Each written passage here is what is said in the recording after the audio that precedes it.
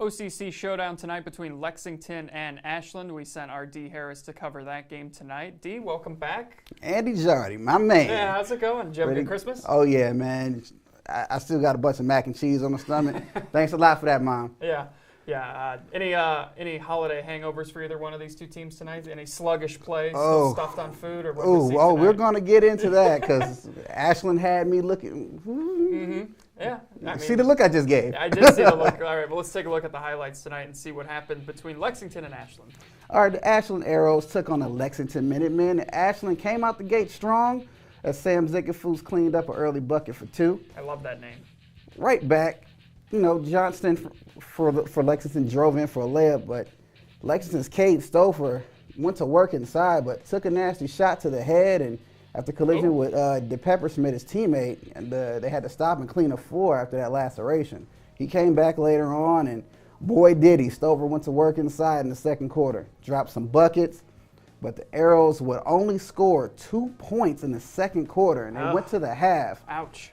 15-29. I know, man. But Ashland, they didn't go away. The Arrows set the court ablaze. The entire crowd was behind them. The place was on fire, and they would rally behind Garrett Denbo's 16 points. And Mitchell Hillman's, he actually dropped 10 points himself. Okay. So they didn't go away. They stayed in it. They never took the lead again, but a big game for Cade Stouffer, man. That's typical. Yeah, he closed out the third with a buzzer beater to keep the Minutemen up at the end of the third, 33-40, but he had to leave the game again because they had to patch him back up. Goodness. But picking up the slack for his teammate, hey, Jacob DePeppersmith blazing that three, man. I gotta put some daggers in him, and at the end of the day, Ashland never recovered from that beating that DePeppersmith put on him with his shooting, and then Cade Stouffer in the inside. Man, that inside game was insane from him tonight. Right, when you talk about a beating, what happened to Cade Stouffer tonight? I mean, the kid's all bandaged and bloody. What was going on? Man, he came around, and as he came around the lane, I believe DePeppersmith, his own teammate, was coming across. I don't know if he was trying to set a pick or what happened, but as they both came in, wham. Yikes. I'm not sure if DePeppersmith lost a tooth or something, but he definitely caught Stouffer right on the side of his head, and man, it was a nice bloody wound there. Yeah, we'll have to make sure that Ohio State does not see any footage tonight from this game because they'll be very nervous to see one of their top prospects coming into football next year bloodied up in a basketball game. That's like worst case scenario. They do not want to see that at all. But I'm telling you, this guy toughed it out. Oh, he's so good. He was like, I want to get back on the court. He got back on the court twice. Yeah. After being pulled out to be patched up. Right. So, obviously, Ashland struggled there in the second quarter, only scoring 2 points. What was kind of the key to the game, or where did things really start to favor Lexington? Oh, man. Poor shooting. Very bad shot selection. Missing almost every shot they took.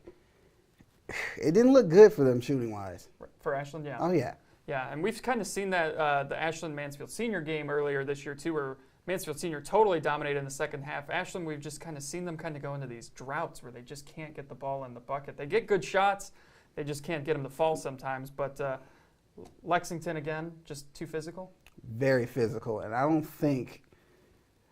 say this game was more of a speed versus power game, because you see that Lexington, they had a lot of points in the paint. Of course, Cade Stouffer, right, a few other guys. But I believe Ashland was trying to play the speed game. They took a lot of jump shots. They took a lot of crazy layups, and I think that's one of the things that hurt them in terms of that poor shooting. Yeah. They took shots that they just shouldn't have taken in certain situations, and on top of that, fouling at the wrong time, fouling the wrong person who's just gonna blaze it from a free throw line anyway. Right. Yeah. It just all added up, and on top of that, the assists. This was the biggest thing that stood out to me with Ashland.